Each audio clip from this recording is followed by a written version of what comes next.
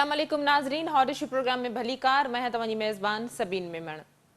नाज़रीन, हॉरिश प्रोग्राम में ॻाल्हि कंदासीं मकानी चूंडुनि जे हवाले सां सिंध सरकार पारां इलेक्शन कमीशन खे ख़त लिखियो वियो आहे ऐं ख़त में इहो चयो वियो आहे त हिन वक़्तु ॿोॾि मुतासिर इलाइक़नि में समूरी नफ़री जेका आहे सा उहा मसरूफ़ आहे ऐं कराची जा पुलिस अहलकार पिणु ॿियनि इलाइक़नि में ड्यूटियूं ॾेई रहिया आहिनि ऐं ॿियनि इलाइक़नि जी पुलिस खे हिते नथो घुराए सघिजे। इन करे 23 अक्टूबर ते कराची जे 7 ज़िलनि में मकानी चूंडुनि जो जेको मरहलो आहे उनखे फ़िलहाल मुअतल कयो वञे, पोस्टपोन कयो वञे।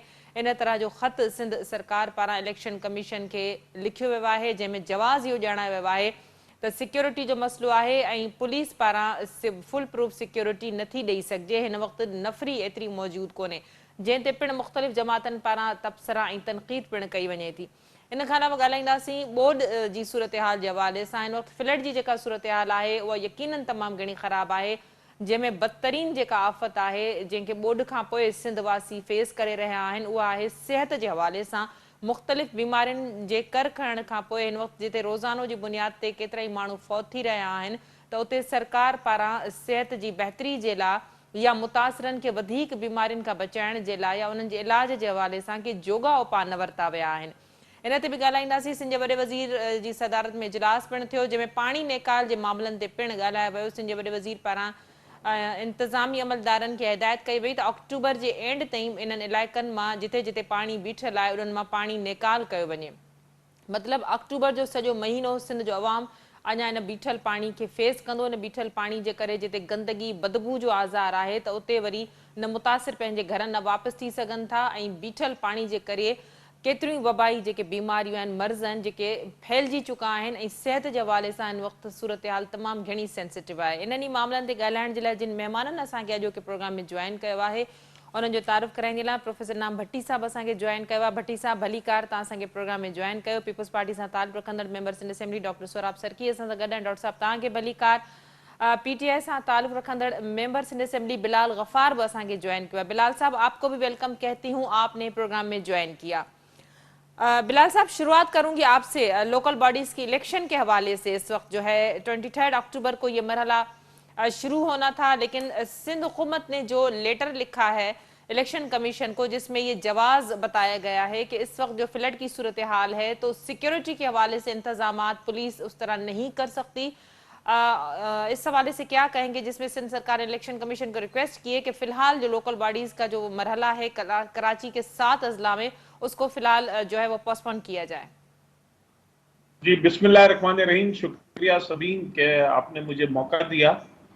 सबीन, लोकल बॉडी इलेक्शंस पहली जो है जो सेकंड फेज है जिसमें कराची के 7 अजला और हैदराबाद डिवीजन के सारे अजला में होना था, वो 2 बार बारिश, सैलाब की वजह से और सिक्योरिटी के इंतजामात ना होने की वजह से 2 बार पहले भी इनको पोस्टपोन कर दिया गया है।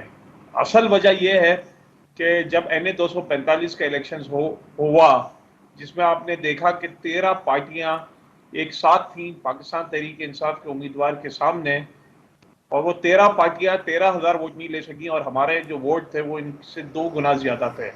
तो इनको पता है कि जब भी बाई इलेक्शंस होंगे, बाई इलेक्शंस का जो रिजल्ट आया और जो हमारी मकबूलियत है और जो PDM जो सारे एक इम्पोर्टेड हुकूमत सब एक साथ हो गई है, तो जो लोकल बॉडी इलेक्शंस का जब भी होंगे, हम तो कहते हैं कल करा दें, हम तो तैयार हैं। तो कराची से जो मेयर आना है वो पाकिस्तान तहरीक इंसाफ का आना है। मैंने तो यहाँ तक भी सुना है कि MQM ने ये शर्त रखी है कि अगर आप चाहते हैं कि हम आपकी कोalition गवर्नमेंट में रहें तो आपने बल्दियाती इलेक्शंस नहीं कराने। MQM की और भी शराइत हैं जिसमें एडमिनिस्ट्रेटर को देने थे गेम्स की, और ये जो DMC के जो एडमिनिस्ट्रेटर है वो MQM को हवाले करने थे, गवर्नर MQM को मिलना था। खैर वो MQM को तो कुछ नहीं मिला। और आपने ये देखें कि अभी हाल ये है, जो MQM जो कराची की दावेदार बनती थी कि उन्होंने पूरे कराची में सिर्फ 60% कैंडिडेट जो है सीटों पे अपने कैंडिडेट फाइल कर सके हैं। पाकिस्तान तहरीक इंसाफ 91% के साथ कराची की सबसे बड़ी जमात उभरी है, और इंशाल्लाह ताला ये जो बल्दियाती इलेक्शन होंगे इसमें हम क्लीन स्वीप करेंगे। आपने देखा कि जो 245 के इलेक्शंस में कि जहां पे हमारे वीक एरियाज थे वहां पे भी हम मेजॉरिटी से जीते। ये सिर्फ इलेक्शन से भागना चाहते हैं और पाकिस्तान पीपल्स पार्टी कभी भी इलेक्शंस नहीं कराना चाहती। और हमारा जिस दिन से हम असेंबली में गए हैं, हमारा यही एक पॉइंट ऑफ व्यू है कि एक financially empowered local body system Sindh में कराया जाए आर्टिकल 140A के तहत। आपको पता है कि फरवरी 2022 में सुप्रीम कोर्ट का एक डिसीजन भी आ गया था, जिसमें उन्होंने कहा था कि आर्टिकल 140A के तहत ट्रू इम्प्लीमेंटेशन के तहत नई कानून साजी हो और उसके बाद बल्दियाती इलेक्शन हो। ये बिल अभी तक सेलेक्ट कमेटी पर पड़ा हुआ है और ये इसमें जो चेंजेस थी, जो सुप्रीम कोर्ट के जो इंस्ट्रक्शंस और डायरेक्शंस है, उसके हिसाब से अभी तक उसमें उस कानून में चेंजेस नहीं हुई। हम समझते हैं कि पूरे सूबा सिंध और जो मेट्रोपॉलिटन सिटीज हैं, उनके मसाइल तभी हल होंगे जब आपका आर्टिकल ठीक। 140A के तहत जो मेरी आखिरी बात सुन लें जी कि जो जी। अख्तियारात है वो निचले सतह तक जाएं। और आपको एक और बात बता दूं, अब तो हम जब बातें करते थे तो 12 साल हम कहते थे, अब तो 14 साल हो गए इनकी हुकूमत को, कि अभी तक PFC नहीं किया। मेरी करारदाद यूनानिमसली असेंबली में पास हुई है, जिसमें उस वक्त के वजीर बल्दियात सईद गनी ने कहा था कि हम सूबा सिंध में PFC करेंगे। जब PFC होगा तो UC level, town level, district level पे आपका EDP प्रोग्राम के तहत आपका फंड्स जो है वो ट्रांसफर होंगे और आम आदमी को रिलीफ मिलेंगे। इनको आम आदमी से कोई सरोकार नहीं है और इनका सिर्फ एक ही है कि किसी तरीके से भी इनके करप्शन के केसेस खत्म किए जाएं। ठीक। डॉक्टर सौराब सरकी साहब असां सां गॾु। डॉक्टर साहब, गुफ्तगू तव्हां ॿुधी लोकल बॉडीज़ जे हवाले सां। बिलाल जो जेको मौक़िफ़ आहे वो इहो आहे त पीपल्स पार्टी भॼणु चाहे थी लोकल बॉडीज़ जे इलेक्शन जे हवाले सां। इन्हनि जी का नियत ई कोन्हे त इन तरह जो पावरफुल सिस्टम अचे। इन जे करे इन तरह हिन वक़्तु बि इहा दरख़्वास्त ॾिनी वई आहे। छा सबबु आहे जो लोकल बॉडीज़ जूं जेके चूंडूं आहिनि मुख़्तलिफ़ वक़्तनि ते मुख़्तलिफ़ जवाज़ ॼाणाए उहे नथियूं करायूं वञनि? पहिरीं ॻाल्हि इहा आहे त अहिड़े क़िस्म जी का बि ॻाल्हि न आहे। बिलाल साहब जेकी ॻाल्हि कई मां उन जी बिल्कुलु सख़्ती सां तरद कयां थो। अहिड़ी ॻाल्हि हुजे त असां लाड़काणे डिवीज़न में, सखर डिवीज़न में ऐं इन पासे ते असां इलेक्शन कराए छॾिया आहिनि। असांखे कोई इतराज़ न आहे, बिल्कुलु इलेक्शन थियणु खपनि। ज़ाहिर आहे असां पाकिस्तान पीपल्स पार्टी अवामी पार्टी आहे ऐं अवामी तरीक़े सां उहा चाहींदी आहे त हमेशह जेको आहे सिस्टम हले। ऐं जेकॾहिं इहे त फ़ौजी जेके डिक्टेटर आहिनि उहे चवंदा आहिनि त बल्दियात न थियनि। जेतिरे ताईं तालुक़ु आहे जेकी हिन वक़्तु जेकी सूरत हाल आहे, बिलाल भाई जेकी ॻाल्हि कई, हिन वक़्तु जेकी सूरत हाल आहे त हिन वक़्तु तव्हां पाण ॾिसो था त जेकी तबाही आयल आहे या जेको सैलाब वारी सूरत हाल आहे, उते जेके बि इदारा आहिनि सभु या गवर्नमेंट या जेके असांजूं लॉ एनफोर्समेंट एजेंसीज़ आहिनि, उहे इवन पुलिस, फ़ौज, उहे सभु उन कमु करनि पियूं ऐं उन सूरत हाल खे असां मुंहुं ॾेई रहिया आहियूं। ऐं उन सूरत हाल खे मद्देनज़र रखंदे पोइ सुभाणे जेकॾहिं का अहिड़ी लॉ एंड ऑर्डर जी सिचुएशन ख़राबु थिए या का ॿी सूरत हाल थिए त उन में ज़ाहिर आहे जेकी गवर्नमेंट जे अंदरि जेके माण्हू वेठा हूंदा आहिनि उनखे सॼी ख़बर हूंदी आहे, रिपोर्ट्स हूंदियूं आहिनि। त उन सूरत हाल में हिन वक़्तु जेकी पोज़ीशन आहे उहा असां चऊं था त 2-3 महीना जेकॾहिं इलेक्शन पोइ थी वञे या कॾहिं बि असां ईअं न चयो आहे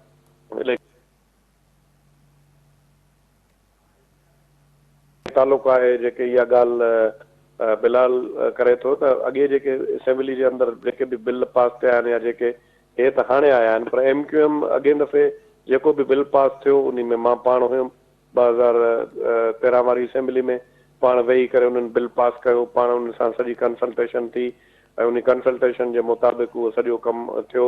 ऐं उन खां पोइ वरी जॾहिं मेयर थी करे आयो वसीम अख्तर, त पोइ यकु वरी दांह करे पियो हिकिड़ो सियासी उनखे इशू बणाइनि था। ॻाल्हि इहा त किथे बि पूरे पाकिस्तान जे अंदरि किथे इहो इशू न आहे त पेशावर में का ॿी का हुकूमत आहे या ॿियो को प्रॉब्लम आहे या लाहौर में ॿी आहे या कोटिया में ॿी आहे। हालांकि उते बि तव्हांखे ख़बर आहे त हिते असां वटि अहिड़ी पोज़ीशन बिल्कुलु न आहे।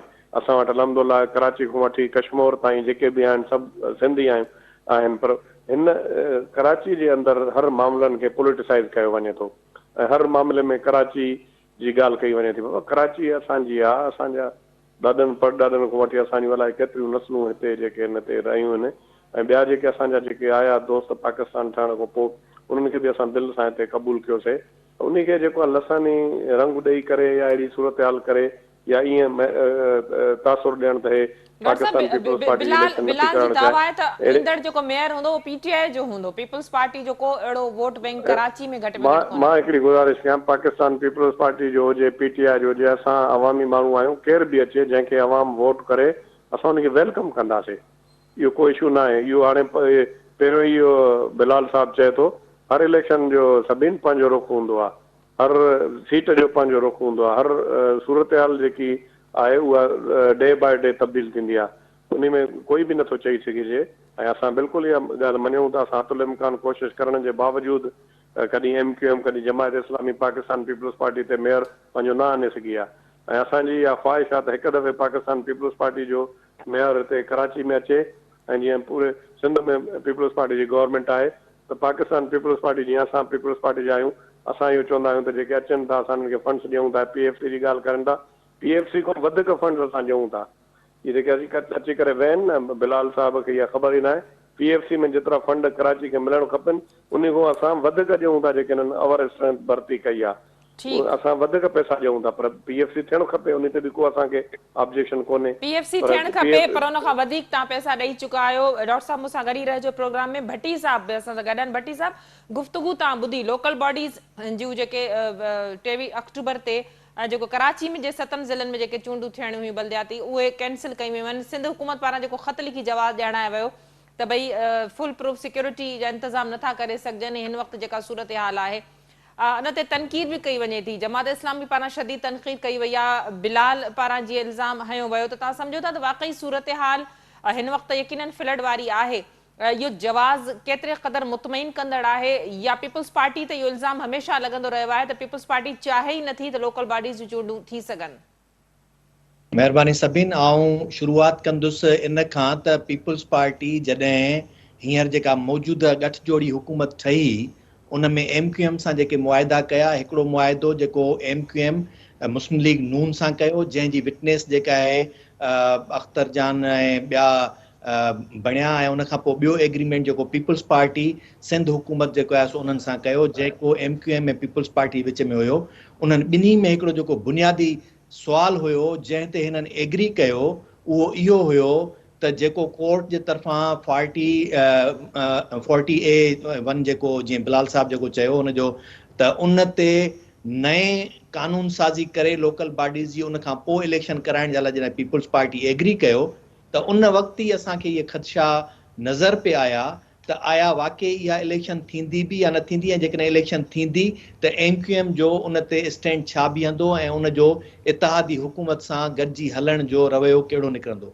अॻिते हली करे ॾिठोसीं त जेॾी महिल पीपल्स पार्टी उनखे टेक्निकली हैंडल करण जे लाइ कराची ऐं हैदराबाद डिवीज़न खे छॾे बाक़ी सिंध जूं इलेक्शन्स लोकल बॉडीज़ जूं कराए छॾियूं ऐं इनखे जॾहिं होल्ड कयो त मूं उन वक़्तु ई मुख़्तलिफ़ प्रोग्रामनि में इहो चयो हुयो त इहा सॼी हिकिड़ी ट्रिक आहे, उहा ॿिन्ही तरफ़नि सां पीपल्स पार्टी प्ले पई थी करे त जेतिरे तोणी सॼी सिंध में इलेक्शन्स कोन थींदियूं ओतिरे ताईं सॼी बाक़ी सिंध जो बि जेके इलेक्शन्स थी वेंदियूं उहे बिराए नाम हूंदियूं, उहे सिर्फ़ु ईअं नुमाइंदा हूंदा जेके चुनींदा, पर न को उहे हलफ़ खणंदा, न को उन्हनि खे पंहिंजी कॉन्स्टिट्यूएंसी जो अख़्तियार मिलंदो, न को उन्हनि खे लोकल बॉडीज़ जो अख़्तियार मिली सघंदो। ऐं थियो बि ईअं, पर हीअ वरी कुदरती तौर ते अञा वधीक पीपल्स पार्टी खे बेनिफिट इहो मिली वियो जो हीअ जेका बोर्ड उहा बि आऊं ईअं चवंदुसि त बोर्ड जो बि सबबु पीपल्स पार्टी जी पंहिंजी हुकुमरानी जो जेको तरीक़ेकार आहे उन में जंहिं तरीक़े सां पाणी खे उन्हनि मैनेज कयो उन में थियो। उन में हाणे त वरी सूरत हाल इहा आहे त ठीकु आहे, बाक़ी सिंध में त बोर्ड आहे, कराची में कराची जी जेका पुलिस आहे, नफ़री आहे, रेंजर्स आहे,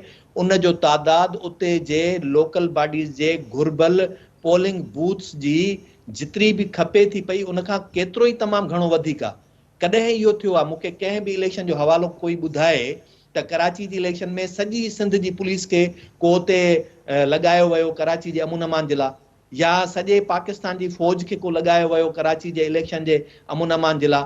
माज़ी में त सॼी सिंध जी लोकल बॉडीज़ जूं इलेक्शन हिकु ई वक़्तु थींदियूं रहियूं, सॼियूं जनरल इलेक्शन्स जेके आहिनि उहे बि सभु हिकु ई वक़्तु थींदियूं रहियूं। त उन में जॾहिं इहा शइ नथी थिए त मुंहिंजे ख़्याल में हींअर बि जवाज़ जेको आहे उहो असुलु इहो बोर्ड ऐं इहो कोन्हे, सिक्योरिटी ऐं उन जे स्टाफ जी शार्टेज कोन्हे, पर असुलु मूंखे जेको लॻे थो उहो इहो ई आहे त MQM खे कहिड़े तरीक़े सां हैंडल कजे, डील कजे ऐं माण्हुनि खे सभिनी खे ईअं राज़ी कजे। सॼी सिंध ईअं पई थी सम्झे त सिंध में लोकल बॉडीज़ थी वियूं आहिनि, हाणे बाक़ी जॾहिं हैदराबाद ऐं कराची जी इलेक्शन थींदी त उहो सभिनी खे पंहिंजो जेको आहे सो अख़्तियार मिली वेंदा। पर आउं सम्झां थो इन ई तरीक़े सां डिले कंदा कंदा अॻिते निकिरी वेंदा ऐं ओतिरे ताईं 2023 जे जनरल इलेक्शंस जो या ॿियो को माहौल जेको आहे उहो जुड़ी पवंदो। पोइ भले पीपल्स पार्टी खे जॾहिं ज़रूरत न पवंदी MQM जे कोलिजन जी या उन जे इतिहाद जी, त उन वक़्तु थी सघे थो का सूरत ॿी जुड़ी अचे। भट्टी साहब, छा बिलाल गफ़ार जो इहो इल्ज़ाम सही आहे पीपल्स पार्टी ते त MQM बि नथी चाहे, इन जे करे पीपल्स पार्टी मजबूर आहे, MQM नथी चाहे त आउं इन सां मुतफ़िक़ आहियां त पीपल्स पार्टी न रुॻो पर MQM नथी चाहे, जंहिंजे ई करे इलेक्शन्स नथियूं थियनि। ऐं आउं इन जे ख़िलाफ़ आहियां जंहिं तरीक़े सां MQM जेको या लोकल बॉडीज़ जो जंहिं तरीक़े जो ॿिया कराची जा जेके स्टेक होल्डर्स जंहिं तरीक़े सां जेका डिमांड कनि था, उहा इन तरीक़े सां इन तरह सां सॼे पाकिस्तान जे अंदरि जीअं मेट्रोपॉलिटन सिस्टम आहे सिंध जे अंदरि बि उअं ई हुजणु खपे ऐं उन सां गॾोगॾु लोकल बॉडीज़ खे तय करणु खपे त लोकल बॉडीज़ हूंदी छा आहे। हिते असां वटि कराची जे अंदरि रहंदड़ जमायतूं उन्हनि जो ख़्यालु शायदि इहो आहे त मुकमिल जेका हुकुमरानी आहे, जीअं सिंध सरकार आहे ईअं ई कराची जी सरकार ठहंदी। कराची जी सरकार ईअं न ठहंदी, कराची जी लोकल बॉडीज़ ईअं ठहंदी। लोकल बॉडीज़ में छा छा अची वेंदो आहे उन जो तयन थियणु खपे त कहिड़ा खाता हूंदा आहिनि। मिसाल तौरु सिहत सिंध सरकार जो हिसो आहे। हिते असां वटि छा आहे त डबल स्टैंडर्ड्स आहिनि न। ख़ुदि वफ़ाक़ी हुकूमत जेका आहे, वफ़ाक़ी हुकूमत हिन वक़्तु ताईं एग्रीकल्चर, एजुकेशन ऐं अहिड़ियूं केतिरियूं ई शयूं जेके मिनिस्ट्रीज़ आहिनि उहे ख़तमु न कयूं। वफ़ाक़ अञा ताईं रखियो वेठो आहे, जॾहिं त अरिड़हीं तरमीम खां पोइ उन्हनि खे न रखणु खपनि। हींअर जॾहिं उहे रखियूं वेठा आहिनि, हिते बि शायदि पोइ तसवर ईअं थो थिए त हाणे ईअं ई जीअं इहे खाता मिनिस्ट्रीज़ जेके सिंध सूबे वटि सिंध सरकार वटि आहिनि, त लोकल गवर्नमेंट वटि बि को ईअं ई खाता हूंदा आहिनि। ईअं कोन्हे। लोकल गवर्नमेंट जो पंहिंजो हिकिड़ो स्ट्रक्चर आहे ऐं दुनिया सॼी में उनजो स्ट्रक्चर वाज़े आहे ऐं उन ते ई जेकॾहिं थिए त उन ते बिल्कुलु उन ते खपे। डॉक्टर साहब, बिलाल तरफ़ मां पोइ वेंदमि। डॉक्टर साहब, गुफ़्तगू तव्हां भट्टी साहब जी बि ॿुधी, छा चवंदो पीपल्स पार्टी कीअं डिफेंड कंदी? भट्टी साहब इहे ॻाल्हि कई त जेके इल्ज़ाम लॻनि था पीपल्स पार्टी ते उहे बिल्कुलु ठीकु आहिनि, इन मामले खे जनरल इलेक्शन्स ताईं ड्रैग ॾियण जी कोशिशि कई वेंदी। जी, इन ॻाल्हि सां त बिल्कुलु 100% मुतफ़िक़ आहियां त असां इन्हनि जो ख़्यालु इहो आहे त लोकल बॉडीज़ में ख़ुदा न ख़ासिता का हिकिड़ी इंडिपेंडेंट माने जेके सिंध गवर्नमेंट जा जेके पावर आहिनि, आइन खां मथां सभु पावर हिननि खे मिली वेंदा। उहे असां कतई तौर ते न ॾींदासीं। हाणे बि मां इहा ॻाल्हि कयां थो, असां कतई तौर ते न ॾींदासीं। ज़ाहिर आहे जेको पूरी दुनिया जे अंदरि राइज आहे लोकल बॉडीज़ जो निज़ाम जेको भट्टी साहब चए थो, उन मुताबिक़ असां करण जे लाइ तयारु आहियूं। बाक़ी रहियो सुवाल इहो त हाणे त हूअं त सॼो इल्ज़ाम पाकिस्तान पीपल्स पार्टी ते लॻे थो त पाकिस्तान पीपल्स पार्टी डिले कराए थी, पर हाणे अॼु जी गुफ़्तगू में इहा बि ख़बर पई त MQM बि नथी चाहे। असां बिल्कुलु चाहियूं था। ऐं ॿी ॻाल्हि इहा आहे त जेकी सूरत हाल हिन वक़्तु आहे उन में तव्हां पाण ॾिसो था त ॿोॾि वारी सूरत हाल आहे। ऐं भट्टी साहब ॿियूं ॻाल्हियूं त पंहिंजी जाइ सही, पर इहा जेकी भट्टी साहब ॻाल्हि कई त जेको आहे फोर्स नथी अचे, बसि साईं मां जेकाबाद में इलेक्शन विड़ी आहे, हिते कराची जी ठठे जी फोर्स यकीन कयो तव्हां त जेकाबाद में मुंहिंजे तालके टोल में ठठे जा पुलिस वारा आया। डिवीज़न में बि ज़रूरत पवंदी आहे, अमन अमान जी सूरत हाल ख़राबु हूअं जेकी जनरल इलेक्शन थींदी आहे उहो बि भट्टी साहब सही चयो, उन में आर्मी हूंदी आहे, फौज हूंदी आहे, त उन में काफ़ी मामला जेके आहिनि उहे सेटल्ड हूंदा आहिनि ऐं उन में इहो जेके मामलात हूंदा आहिनि त उहे एॾो उन में कशीदगी वारी जेकी सूरत हाल न हूंदी आहे। हे जेकी आहे त माण्हू ॻोठ ॻोठ मां घर घर मां पाण उमेदवार हूंदा आहिनि जंहिंमें तमामु वॾो ख़दशो हूंदो आहे लॉ एंड ऑर्डर जी सिचुएशन ख़राबु थियण जो। ऐं इहा बिल्कुलु भट्टी साहब खे मां ॿुधायां, मां पाण सीनियर आहियां, हिकिड़ो वर्कर, हिकिड़ो सियासतदान। मां तव्हांखे गुज़ारिश कयां त बिल्कुलु हितां ठठे खां बदीन जी पुलिस बि असां जेकाबाद आई हिन इलेक्शन में बल्दियात वारी में असांखे ज़रूरत पवंदी आहे एक्स्ट्रा नफ़री जी। ऐं तव्हां जेको आहे सॼी सिंध ॿुधल आहे, कराची खे छॾे करे तव्हां पाण ॿुधायो ठठे जी छा सूरत हाल आहे, बदीन जी छा सूरत हाल आहे, हैदराबाद जी छा सूरत हाल आहे, कराची जे जेके ॿारहेड़ी जा जेके इलाइक़ा आहिनि उते बि सूरत हाल ख़राबु आहे। इन जेकी नज़ाकत आहे उनखे बि ॾिठो वञे।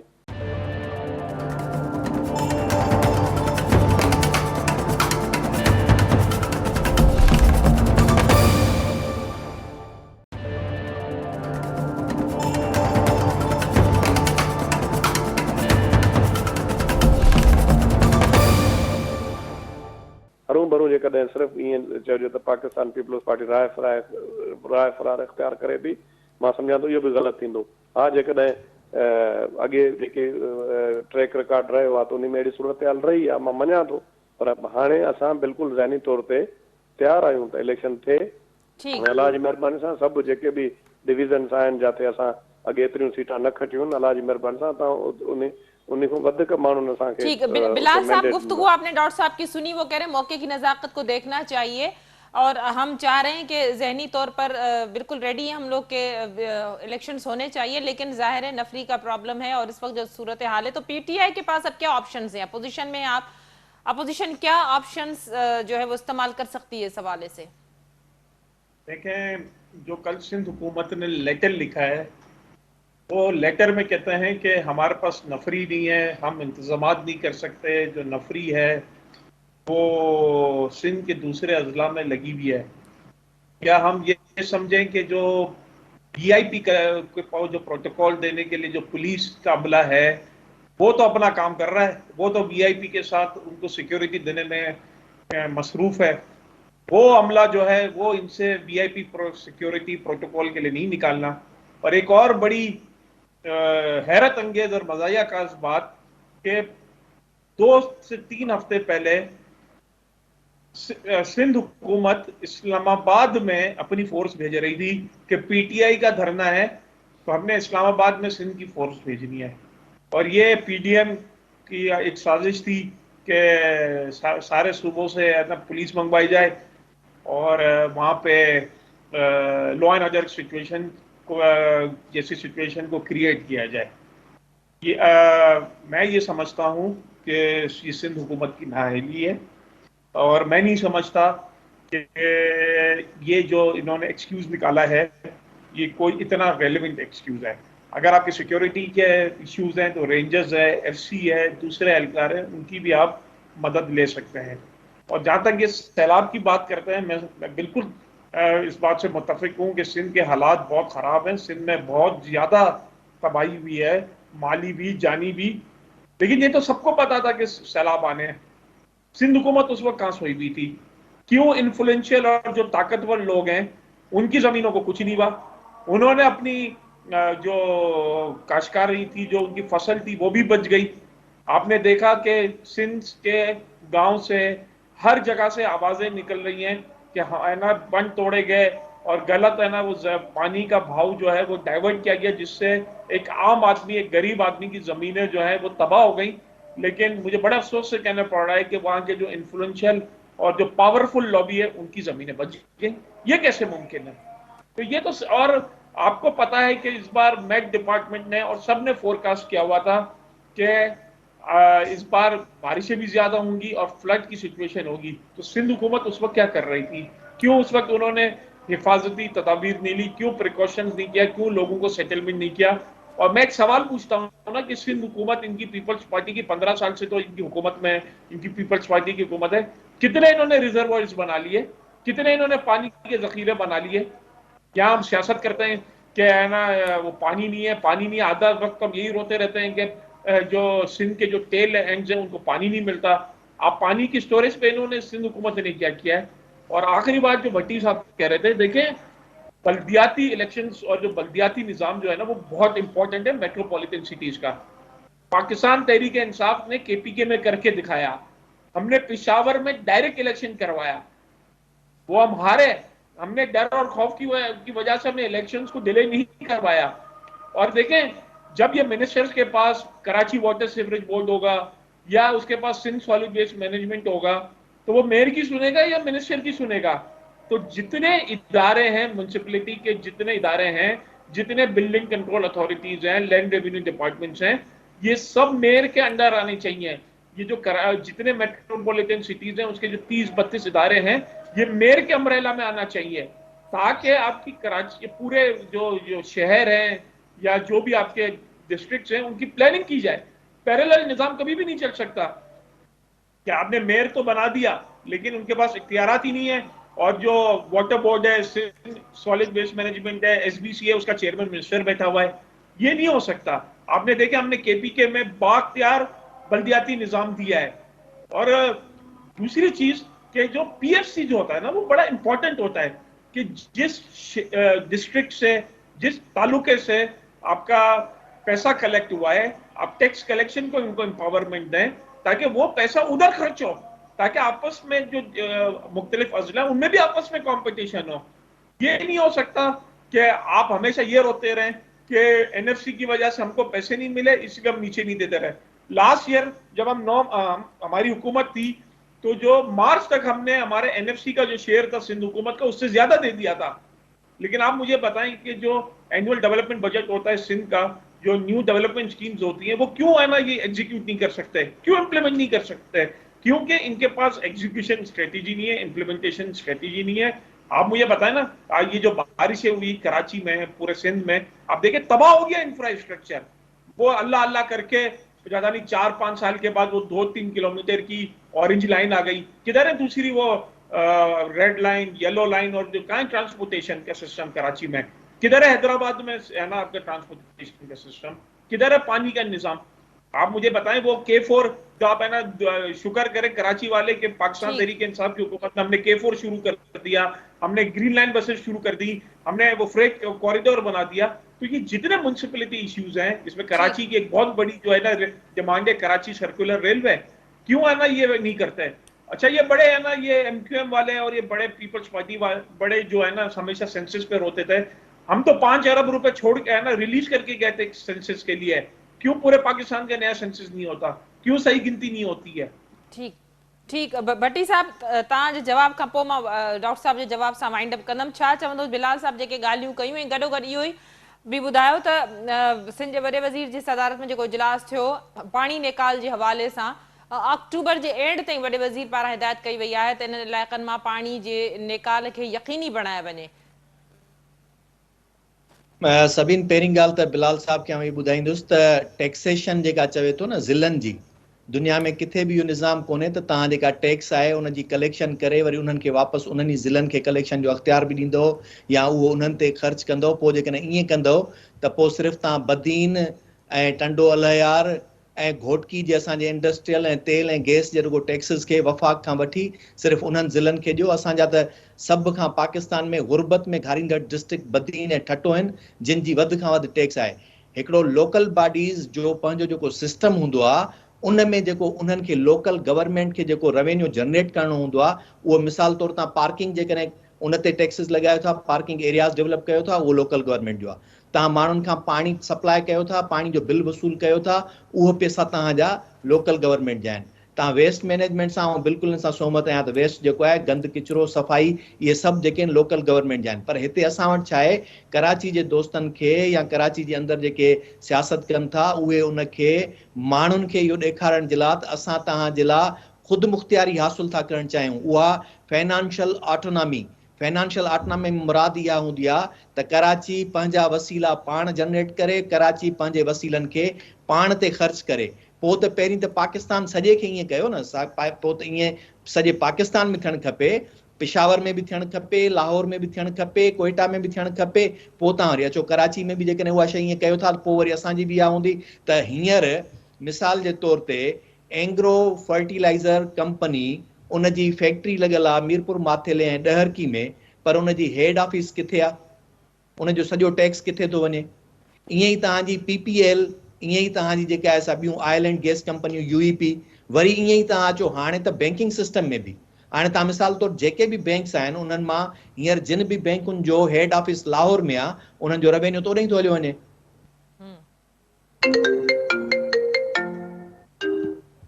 त इन्हनि सभिनी शयुनि खे आउं सम्झां थो इन तरीक़े सां एड्रेस करणु जेको आहे उहो उन्हनि जो बिल्कुलु सही कोन्हे। लोकल गवर्नमेंट उनजो सॼो वेहनि, भले उन ते डिस्कस कनि, असां बि तयारु आहियूं कंहिं बि एक्सपर्ट्स खे विहारनि, दुनिया जो सॼो लोकल गवर्नमेंट जो सिस्टम जेको आहे मौजूदु आहे उनखे ॾिसनि, पोइ उनखे वेही करे कंपेयर कनि। पर हिते जेको पॉलिटिकलाइज़ करे उनखे जेको पेश कयो थो वञे उहो तरीक़ेकार ग़लति आहे। ऐं पाण ख़ुदि इन शइ जो हामी आहियां त लोकल गवर्नमेंट्स उन्हनि जा पंहिंजा अख़्तियार उन्हनि खे उहे हुजनि। मिसाल तौर लैंड रेवेन्यू कॾहिं बि लोकल गवर्नमेंट जो न हूंदो आहे। लैंड रेवेन्यू पोइ त तव्हां सिंध गवर्नमेंट खे इहो सॼो लैंड रेवेन्यू उन्हनि जे हवाले करे छॾियो हर ज़िले जे, हर ज़िलो जंहिंखे वणेसि, पोइ त हिते असां वटि तबाही थी वेंदी।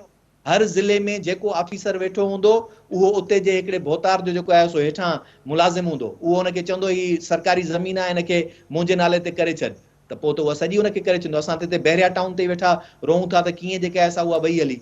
ही त जेकॾहिं हर ज़िले खे तव्हां लैंड रेवेन्यू जा बि अख़्तियार उनखे ॾेई छॾींदो, हा उन जे अंदरि जेका बि अथॉरिटी लोकल गवर्नमेंट वटि आहे उते जेका बि कंस्ट्रक्शन थिए थी उते जेके बि कंपनियूं उहे कमु कनि थियूं उन्हनि ते कहिड़ो टैक्स लॻाइणु त असां वटि माज़ी में मौजूदु हुयो। तव्हां वटि आक्राए जो सिस्टम छा हुयो, तव्हांजो पिड़ियुनि जा ठीका छा हुया। हाणे हुनखे जदीद फॉर्मेट में खणी अचिणो आहे। लोकल गवर्नमेंट खे रुॻो इहो तय करिणो आहे त कहिड़ा कहिड़ा आहिनि खाता जेके उन्हनि वटि हुजणु खपनि जिन मां हू रेवेन्यू जनरेट कनि, ऐं उन खां पोइ बाक़ी उन्हनि खे पंहिंजो रेवेन्यू पाण जनरेट करिणो पवंदो। किथां कंदा, कीअं कंदा, उहो हर इलाइक़े जी पंहिंजी हिकिड़ी अलॻि जी सूरत हाल हूंदी। कराची जी अलॻि हूंदी, जी नवाबशाह जी अलॻि हूंदी, घोटकी जी अलॻि हूंदी। हाणे बाक़ी हुन ते जेको पाणी वारे ते त आउं नथो सम्झां, तव्हांखे यादि हूंदो सभिनि अॻे भेरे बि प्रोग्राम में मुंहिंजे ख़्याल में ताज हैदर साहब सां तव्हां हुयो या कंहिंजे प्रोग्राम में, त उनखे मूं इहो ई चयो त मैसिव लेवल ते पंपिंग सिस्टम खपे। जेके बि शहर आहिनि, खैरपुर नाथन शाह हुजे या गाजी खुआवड़ हुजे या वारह हुजे या शदाद कोटकुबो सईद खान हुजे, सवनि जे तादाद में पंपिंग मशीन्स खपनि जेके उतां पाणी कढंदियूं, नेकाल थींदो तॾहिं। उन जे लाइ हिन वक़्त ताईं सिंध हुकूमत अञा ताईं प्रॉपर का बि रिथा न करे सघी आहे। ऐं अञा ताईं उन्हनि खे शायदि इहो थो नज़र अचे त जेको मौजूदु हुननि वटि सिस्टम आहे पब्लिक हेल्थ डिपार्टमेंट जो या उते जे जेको लोकल गवर्नमेंट वटि जेको कुझु सिस्टम आहे उन सां पाणी निकिरंदो, उहो पाणी न निकिरंदो। ऐं गारंटी सां थो चवां इन तरीक़े सां पाणी न निकिरंदो। तव्हांखे इनखे रेस्क्यू करण जे लाइ बाक़ाइदे emergency pumping stations, mobile pumping station सवनि जे तादाद में खणी वञणियूं पवंदियूं। पाणी खे किथे न किथे कढी को रस्तो ॾियणो पवंदो। जी जी डॉक्टर साहब, गुफ्तगू तव्हां ॿुधी, छा चवंदो त जंहिं तरह पाणी निकाल करण जे हवाले सां हिदायतूं ॾिनियूं पियूं वञनि, इजलास थियनि था, उन तरह पाणी निकाल नथो थी सघे। हंगामी बुनियादनि जी जीअं भट्टी साहब ॻाल्हि कई त पंपिंग मशीनूं लॻाई वञनि ऐं फौरी तौर ते इन ते कमु करण जी ज़रूरत आहे। उहा सुस्ती, रिवायती सुस्ती असांखे नज़र अचे थी अहिड़ी एमरजेंसी वारी सूरत हाल में बि। न न न सभिनि बिल्कुलु न, बिल्कुलु न। भट्टी साहब खे मां ॿुधायां त जेको भट्टी साहब जेकी ॻाल्हि करे पियो न, पंपिंग मशीन पूरे सिंध में मुख़्तलिफ़ एरियाज़ में एमरजेंसी बेसिस ते कमु करनि पियूं। ऐं मां तव्हांखे खैरपुर जो मिसाल ॾियां, खैरपुर मां जेकी पंपिंग मशीन जेको पाणी कढी करे रोड़ी कैनाल में वञे थो, ऐं उन में असां उन खे मेंटेन बि कयूं था त उन दरिया जो पाणी ऐं हिन वारो जेको बारिश जो पाणी उनखे मेंटेन करे, छाकाणि त अॻे वरी जेको फसल बि थियनि था, माण्हू पाणी बि पिनि था, वॾा वॾा शहर, वॾा इशू आहिनि। ऐं बिल्कुलु इहो मां यकसर तव्हांखे बिल्कुलु रद्द कयां थो। अहिड़ी ॻाल्हि न आहे। वॾे पैमाने ते मां पाण सखर में चीफ मिनिस्टर सां मौजूदु हुउमि, उते मीटिंग थी, वॾे पैमाने ते पूरे सिंध में पंपिंग जो कमु शुरू आहे। ऐं मूंखे इहो अफ़सोस सां इहो चवणो पए थो त इहा ख़बर हुजणु खपे त वाकई पंपिंग जो कमु थिए पियो। जनरली पूरे जैकाबाद में बि थिए पियो, कश्मीर में बि, जिथे जिथे ज़रूरत आहे उते फंड्स बि विया आहिनि, इरिगेशन खे बि एक्टिवेट कयो वियो आहे, ऐं उन खां पोइ प्राइवेट सेक्टर में बि कमु थिए पियो। उन सां गॾो गॾु पब्लिक हेल्थ बि करे पई, ऐं उन खां मथां जेको आहे ॿिया जेके ज़रिया आहिनि उहे बि इस्तेमालु थियनि पिया। जी जी डॉक्टर साहब, भट्टी साहब हिकिड़ो सवाल, भट्टी साहब हिकिड़ो सवाल कनि। जी भट्टी साहब, डॉक्टर साहब खां सवाल। डॉक्टर साहब, रुगो ठुल में हिन पाणी निकाल करण लाइ घणियूं नयूं पंपिंग मशीन्स लॻियूं आहिनि। ॾिसो, मां हिकिड़ी तव्हांखे गुज़ारिश कयां त ठुल जे हवाले सां जेकी सूरत हाल आहे त उते ॿिनि टिनि जॻहियुनि ते प्रॉब्लम आहे, वधीक प्रॉब्लम कोन्हे। ऐं उते पंपिंग मशीनियूं जेके आहिनि जैकाबाद में लॻियलूं आहिनि, ऐं उते जेके पंपिंग मशीन जेको ठुल शहर आहे उते 15-20 पंपिंग मशीन कमु कयो। हिकिड़े ॾींहं जे लाइ, हिकिड़े कलाक जे लाइ बि असां उते पाणी शहर में बीहण न ॾिनो। बाक़ी जेके आहिनि वॾे पैमाने ते जेके उहे अचनि था, जेके टेक्निकल माण्हू उहे अची करे ॾिसनि था त पंपिंग मशीनियूं केतिरो पाणी कढी सघनि थियूं। जेकॾहिं उनखे उहा जेकी कमेटी आहे उनखे अप्रूव करे थी, उते पंपिंग मशीन अची थी वञे, कमु शुरू थो थी वञे। वॾी महिरबानी तव्हां टिनी मौज़िज़ महिमाननि जी, तव्हां अॼोके प्रोग्राम में असांखे पंहिंजो मौक़िफ़ ॾियण जे लाइ जॉइन कयो। नाज़रीन, अॼोके प्रोग्राम लोकल बॉडीज़ ऐं सिंध में पाणी निकाल जे हवाले सां जेका रिवायती सुस्ती आहे उन ते कयोसीं। महिमान PTI ऐं पीपल्स पार्टी जो पंहिंजो मौक़िफ़ हो, भट्टी साहब जो पंहिंजो मौक़िफ़ हो, पर ज़रूरत इन ॻाल्हि जी आहे त लोकल बॉडीज़ जूं चूंडूं मुक़ररु वक़्त ते थियणु घुरिजनि हा, त जीअं इख़्तियारनि जी हेठी सतह ताईं मुंतक़िली खे यकीनी बणायो वञे हा, ऐं सिंध में जेके ॿोॾि मुतासिरनि जी सूरत हाल आहे या घटि में घटि पाणी निकाल करण जे हवाले सां जेके इजलास थियनि था उन्हनि जे लाइ मौजूदा मशीनरी खे न सिर्फ़ु इस्तेमालु कयो वञे बल्कि नई मशीनरी खे घुराए उनखे पिणु इन कम में लॻायो वञे त जीअं माण्हुनि खे फौरी तौरु उन्हनि जे इलाइक़नि ॾांहुं वापसी या उन्हनि खे उन्हनि इलाइक़नि में जिते पाणी बीठल आहे उन्हनि खां उन्हनि जी जिंद खे आजो करायो वञे। अॼोके प्रोग्राम में एतिरो ई। ईंदड़ प्रोग्राम ते ॾींदा इजाज़त। अल्लाह वाही।